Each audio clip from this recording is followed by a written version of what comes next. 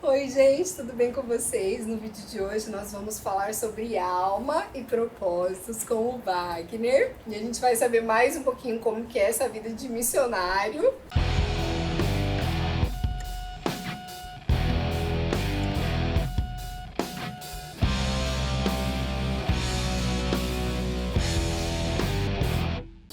E Wagner, conta um pouco pra gente. Você foi atleta, né, de futebol. Sim. Então, como que era? Ele já tava contando aqui, gente, que conta a parte das entrevistas de falar disso. Mas como que era? Como que era lidar com as suas emoções quando você era um atleta? Aí depois, como que foi se tornar um missionário? Assim, quais os sacrifícios que o missionário vive, né? Conta um pouquinho pra Sim. gente. Na parte de atleta, é muito prazeroso você fazer o que gosta, né? Quando a gente tá numa profissão que você gosta, você acorda empolgado para ir treinar, para ir jogar, para ir fazer aquilo que ama fazer. E Deus me deu o privilégio de poder usar isso que eu gosto de fazer para pregar a palavra. Então é muito bom você usar a ferramenta, os dons, os talentos que Deus te deu para exaltar o nome dele, né? Teve um atleta aqui em Santos uma vez, que eu conversando com ele aqui no hotel, ele falou, estava passando um jogo na TV, a gente estava assistindo enquanto não começava uma reunião, e eu falei, esse árbitro, eu já falei de Jesus para ele. Aí ele falou, você falou de Jesus pro árbitro? Eu falei, porque Romanos 12 diz que a gente está rodeado de uma tão grande nuvem de testemunhas.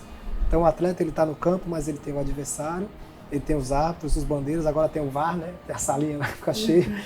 Tem torcida, tem imprensa, tem um monte de gente que precisa ouvir a palavra e Deus usa quem se dispõe. Então ele já ouviu, aí o cara sentou na cama e falou assim, nunca imaginei de falar de Jesus para um árbitro, e o cara tá lá do meu lado.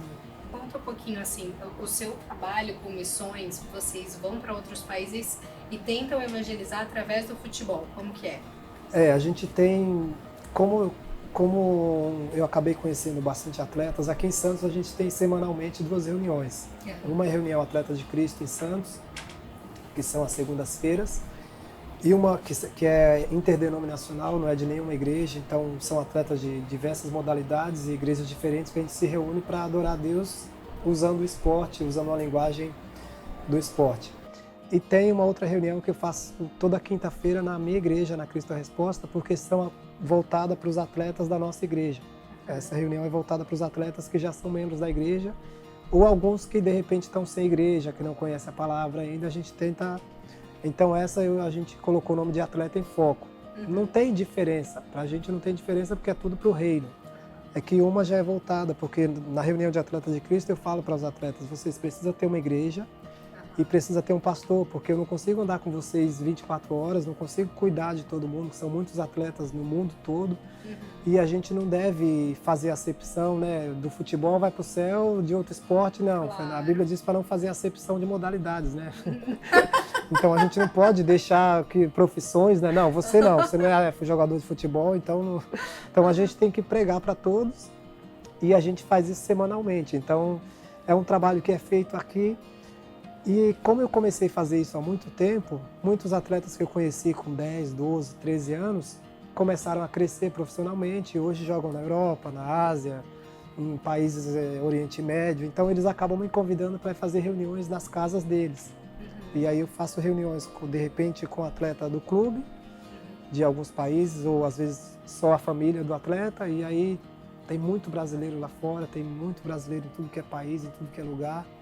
E a gente acaba aproveitando essas oportunidades e quando dá uma vez por ano, 2 vezes por ano, a gente faz um trabalho voltado mais com o futebol, assim, a gente usa junto uma equipe de jogadores, não jogadores de seleções brasileiras, de seleção brasileira, tá? Tem também isso, mas tem várias missões que a gente trabalha com o esporte, com o futebol, e em diversos países. Tem um período que um chama para um país, outra missão depois para outro, uma outra para outro, porque a ideia é para o reino, né? Trabalho para uma missão específica. Sim. Eu sou missionário da minha igreja em Santos, mas a gente trabalha todo mundo para o reino, usando o esporte, que é o meio que Deus me deu uma missão de usar para que o nome deles fosse conhecido. E Wagner, por exemplo, esses países mais, igual você estava contando que você foi para a Síria, né? Como que é? Como que você sente? Como que começam essas missões para ir para esses países, né? mais difíceis de levar a palavra? Conta um pouco pra gente.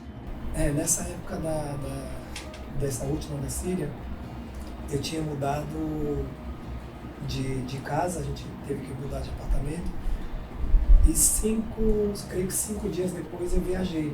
Então eu mudei, minha esposa, meu filho, as coisas a gente arrumou e eu lembro que no avião eu falei assim, Deus, é meio perigoso lá, então me guarda porque eu quero voltar. Eu quero voltar para desfrutar da casa nova um pouco, né? Também tem mais coisa para fazer aí. E aí orei, só que assim, antes de ir, a gente ora, a gente jejua, a gente pede direção para Deus. E quando Deus responde, não tem como você temer. É perigoso, é difícil, é fechar. Eu falei, não, Deus falou. Se Deus falou, Ele abre porta onde não tem porta. Ele cuida, Ele guarda. Claro, dá um receio, dá, mas a gente não pode também ficar com medo, senão você não levanta da cama, né? Porque todo dia tem tragédia em todo que é lugar. E aí a gente ouve a palavra, por isso que é importante ouvir, acordar de manhã e já ler a palavra de Deus, porque já fica aquilo ali enraizado na mente, no coração, e a Bíblia diz que a fé vem pelo ouvir.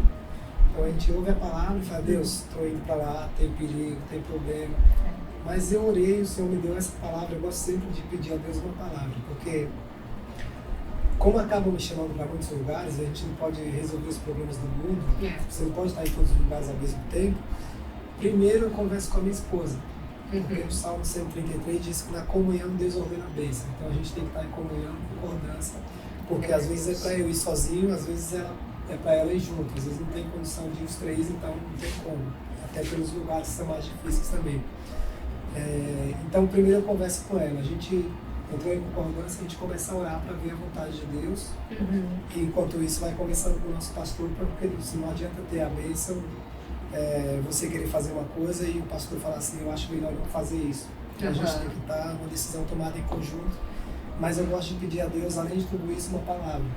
Se Deus me fala, se é da sua vontade. Por exemplo, eu estava indo de Roma para um país que tinha acabado de acontecer um ato terrorista no dia anterior no aeroporto do país que eu estava indo. E quando eu estava no avião indo, eu vi umas pessoas meio suspeitas, assim já fica com o coração meio na mão. Eu falei, Deus, eu orei, o Senhor me deu aquela palavra, então se aquela palavra era para já ir daqui direto, porque eu dava chamar a cordinha e descer do avião, né? Só no avião. Se é da sua vontade, então me guarda, mas eu quero voltar para casa, né? E aí Deus guardou, então a gente passa por problemas, momentos difíceis no Brasil, fora, mas a gente não deve temer, né? Não posso, não dá. A gente tem que crer que Deus cuida. A Bíblia diz que Ele dá ordem aos anjos para nos guardar. Então a gente tem que crer que isso é em qualquer lugar do mundo, independente de país, de situação de risco. Enfim, quando Deus dá a palavra, você toma a decisão com segurança, né? Não é de qualquer maneira. Você vai convicto que Deus falou mesmo. E Wagner, ele estava até comentando, gente, que ele também fez um canal no YouTube para mostrar um pouco dessas experiências, né? E eu estava falando para ele que eu acho uma coisa incrível mostrar realmente a realidade de um missionário, né? Que é uma das coisas que eu gostaria de colocar também aqui no canal. Por quê? Porque eu não consigo nem imaginar como que é você estar dentro de uma cultura completamente diferente e tendo que se alimentar das coisas que as pessoas, não que os turistas se alimentam, você vai se alimentar do que as pessoas que moram lá se alimentam, você vai realmente viver aquela cultura e ainda falar de Jesus, né? Então, gente, eu imagino que deve ser incrível. E como que é você estar inserido em várias culturas, entrar numa cultura completamente diferente, ter que comer um monte de coisa? É engraçado porque a pessoa, às vezes, no país quer te dar o melhor, né? O melhor do país, o melhor da terra, literalmente. E às vezes o melhor deles a gente não gosta tanto. E aí você acaba entrando junto. Eu convidei a Márcia para ela já algumas vezes, ela tá orando para ver se dá vontade de Deus. Mas é legal porque você ganha a pessoa também. Claro que você tem coisa que é difícil mesmo. Assim, no meu caso, eu não sou um missionário que Deus falou para mim assim, vai morar em tal país 20 anos e fica lá fazendo obra. Então Deus me deixa um período em um lugar, um período em outro, 3 meses em um lugar e outro, então você acaba tendo menos tempo. A última vez que a gente foi como família, eu, minha esposa e meu filho, que a gente ficou fora, foi em Andorra, entre a Espanha e a França, e na Europa, então a comida é basicamente parecida, e por ter a minha esposa comigo, ela acabou fazendo o almoço, a janta, então facilita muito. Mas às vezes a gente vai em lugares que realmente a comida é um pouco diferente da sua e aí eu tava brincando, tem coisa que você não gosta muito, mas você coloca no pão lá, enrola e pede uma Coca-Cola e ora para Deus dar graça. Ora para Deus descer. Mas a gente vê que as pessoas fazem com carinho, porque eles estão dando o melhor deles. Né? E é questão de hábito, né? A pessoa não gosta muito daquilo, coisas que são diferentes, mas você vai. Tem coisa que é difícil descer, mas você ora, pede para Deus dar sabedoria. E a Daniela tá com água na boca, só pensando no que pode ser. E como que foi levar o seu filho para uma missão assim? No nosso canal, a minha esposa teve essa ideia ano passado, a gente acabou não fazendo tantos vídeos, porque a gente é meio novo nisso também. Mas a gente quer dar sequência depois, porque ela explicou um pouco sobre como é ter uma criança em missão, né? Porque glória a Deus! Ela pegou a parte de mulher, né? Que é totalmente diferente. Um dia a gente estava em Madrid, ia pegar um trem para Barcelona. Então são 8 horas de ônibus, mas esse trem, como era o trem bala, era 2 horas e meia, 3 horas. E aí, só que uma criança de 2 anos, que eu tinha 2 anos na época, precisa se alimentar, né? Claro. E aí ela pegou, se não me engano, na casa que a gente estava um dia, pegou uma parte se não me engano, do pernil, colocou numa marmitinha, colocou uva que ele gostava, uma frutinha, então ia alimentando como dava, porque você vai, pra gente foi novo também com criança a primeira vez, você vai se adaptando, né? Mas assim, quando você se dispõe, Deus dá estratégia, Deus cuida, porque para ele amanhã, quando ele crescer, que ele vê tudo isso, vai ser muito legal também. Com certeza. E a gente não pode se limitar, né? Por exemplo, a língua, a comida, ao lugar, porque eu não falo inglês até hoje.